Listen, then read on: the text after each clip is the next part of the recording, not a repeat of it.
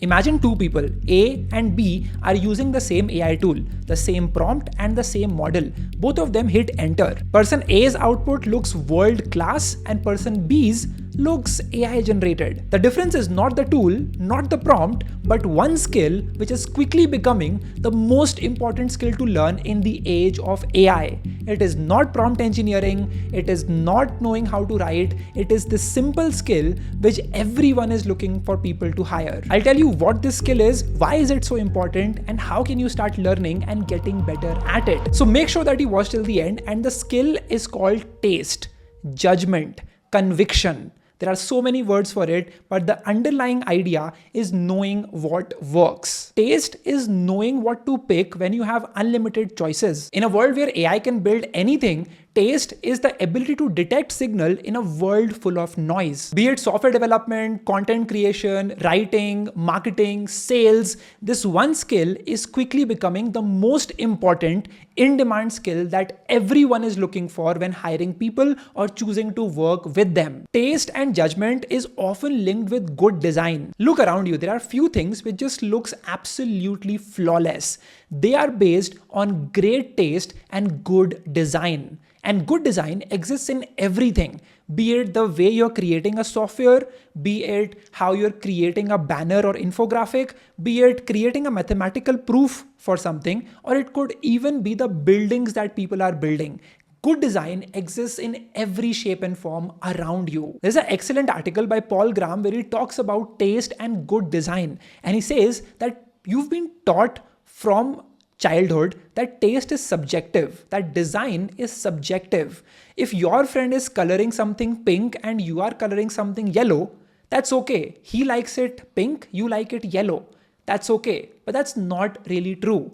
We all have agreed upon some basic elements which just look amazing to everyone. There is a reason why iPhones and everything Apple creates is so pleasing to look at and use by the masses around the world. Great products made by Apple are a result of taste, judgment, knowing what to create, which is intuitive to use and can be used for generations. We all go to museums and look at great art built by people ages ago, and we still look at them and just love the way they were made, which tells us that great design is not subjective. You can work on it and become better at designing things. Could be code, could be designing websites, could be writing content, could be creating videos. Everything has an element of great design. AI can build you any app, but judgment and taste is knowing what app is worth building. AI can help me create millions of video ideas, but judgment is knowing what video idea will go viral. AI can help me write millions of lines of writing, but judgment is knowing what piece of writing will actually resonate with the audience. Having that judgment trained over years is what taste is all about. Now, keeping everything aside, the people who know how to use AI are already at the top of their game. If you're a student, professional, or creator who wants to upgrade your AI skills, this is the perfect course for you. Google just launched the AI Professional Certificate course. This course moves beyond basic prompting and helps you get more things done faster. In 6 short courses, you will learn how to give clear instructions to Gemini, Notebook LM, and AI Studio, use AI responsibly and confidently, and apply AI to real work like research, communication, and data analysis. The part I really liked is that it's hands-on. You complete 20 plus practical labs and even build a custom AI solution for a real workplace problem. And because this is from Google, you also earn a shareable certificate that you can add directly to your LinkedIn profile. Check the link in the description to apply for this course on Coursera. And now let's get back to the video. And Paul Graham even talks about what are the components of great design. First of all, great design is simple. It looks minimal, simple, efficient, and beautiful, right? So many times you've solved a mathematical equation and you just look at the solution and you just love how simple and beautiful it is. The same applies for creating a great piece of software that scales for people around the world. Great design is also timeless. Look at the stuff made 100 years ago from now by IKEA. These furnitures are still used by people today. This is great design which has worked for people over generations. So great design, if made once, can be loved by people for ages to come, and it will always remain timeless. Great design also looks easy. Just look at the iPhones. Look at everything Apple has created. They all follow Dieter Rams' philosophy of minimal design. Dieter Rams was this amazing product designer back in the 70s and 80s, and he created some of the most beautiful products ever built. Look at them. They just look so effortless and easy to interact with and are minimal to the core. In a world where having more buttons, more interfaces, just more is fashionable, Dieter Rams went ahead and said, hey, I'm going to remove everything else. And I'm going to make it look so beautiful that it almost looks like art. Great design also follows symmetry. Everything around us that has some level of symmetry always looks more desirable. Great design is also redesign. So many people are afraid of this, but the best products in the world, be it a car or Ford or Porsche, they were all made by iterations and redesigning something from scratch. So you take the fundamentals from the previous design and then you iterate on top of it. That is the way to create better designs over time. Great design is also copying. If there's something which has worked for generations, it has worked for a reason, and there is no reason for you to not copy it. Take what you have seen working from previous designs, use it, add your own spin on it, and it will automatically be great design. So many people are afraid of copying. They say, oh, you just want to copy other people, but that's okay. Almost everything that we use today have been copied from previous products, from previous designs, and it's completely fine. Great design also happens in chunks. There is a reason why Michelangelo and Leonardo da Vinci were all situated in the Florence in the 1450s. I'm sure US and India will have a lot of people who have similar genes. Why don't we have hundreds of great artists walking around us? Because we don't have the Florence of the 1450s and the 1500s. That is the problem. The idea is, today you will see that the best work comes from specific parts of the world. Milan is great for fashion, New York is great for finance, and San Francisco is beautiful for tech and AI. Everything happens in these hotspots. And so if you put yourself over there, if you surround yourself with people creating great products which have the taste and great judgment and design, you will automatically start creating great work. But now the question that all of you are thinking, how do I improve my design? How do I get better at taste and judgment? Well, here is a 30-day plan to get started. Step 1 is to pick a lane. Just decide what you want to get better at. Could be writing, could be code, could be design, could be making videos, could be sales, could be marketing, anything. But just pick a lane. Let's say we go ahead with picking writing, for example. You want to improve your writing and have better taste with it. The second step is to create a reference library. Here, you collect works that you absolutely love. Could be the best writers that have ever existed. I love the works by Seth Godin, by other famous writers. Just combine all of their works for your reference. You need inspiration to create something great. As I said before, great design is copy and redesign. So you look at what is accepted by the entire globe and mankind, and you get inspired from that. The third step is to learn the 5 senses. The first one is clarity.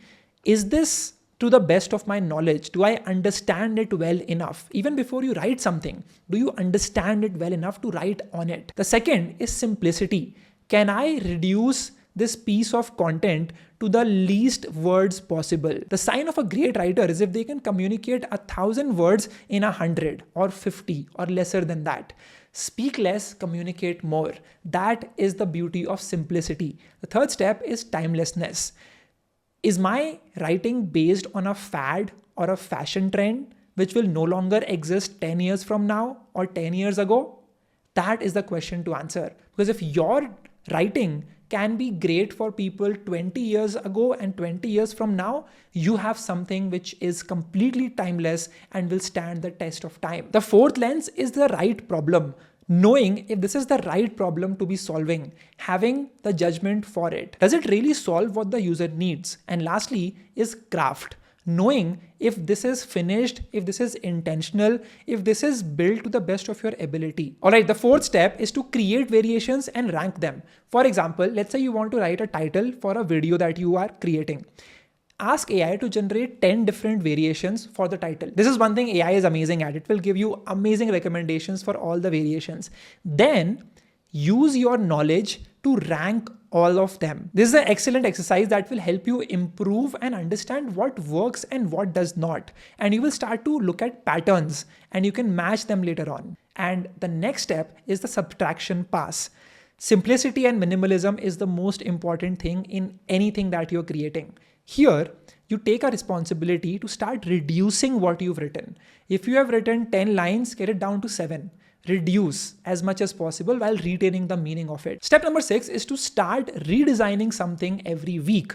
So take a mission to rewrite something from scratch, to redesign a thumbnail style, to redesign a piece of software that you're creating, to redesign an entire marketing funnel from scratch. This will help you make things better and improve over time. Step number 7 is to keep an A list. And that's basically understanding what pieces of content you don't like, what is not great design.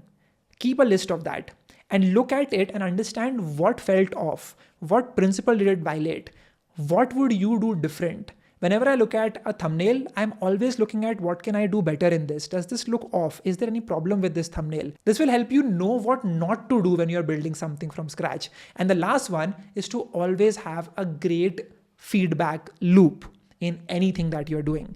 Have someone who has better taste than you and have someone who will be viewing your content, who has similar taste than you, and ask them 2 basic questions. Question 1, where did you feel confused or boring? Is there some part of this design which is not intuitive, which makes you feel bored? Something that did not catch your attention. And the second question is what felt unnecessary? What part of this design was not needed, was not required, can be cut off while still retaining the meaning of it? This is an 8-step process that you can employ in the next 30 days to improve your taste and judgment and get better at great design. So if you can understand, AI is a great way for you to brainstorm and come up with new variations. But it is ultimately your mind which is going to be the one to decide what works, to improve your taste and judgment. And that is what you will do, which AI cannot replace. Taste and judgment is knowing what works in a world which has infinite options, all thanks to AI. While AI can generate a million different options and variations for you to try out, you are the one to select what you think will work and double down on that. That is conviction trained over years, and that is what judgment is all about. And this is one skill that AI can never replace. And you will notice whenever you look at any piece of content or writing or software, you will immediately know what's off, what is unnecessary. Is it timeless or is it trendy? You will automatically start building that judgment and taste over months when you start doing this practice. And believe me, in any job you go to, having this skill will set you apart from everyone else in the room. It's not just about writing code, it's knowing the type of code that will scale and work for millions of users. Great design exists in everything that you create and use in your day-to-day life. And that was the video. Check out the Google AI Essentials course on Coursera with the link in the description of this video. And I'll see you in the next one. Let me know if you have any questions about taste, design, judgment, conviction in the comment section. If you're still watching, write in the comment section. I was till the very end. I'll see you in the next one.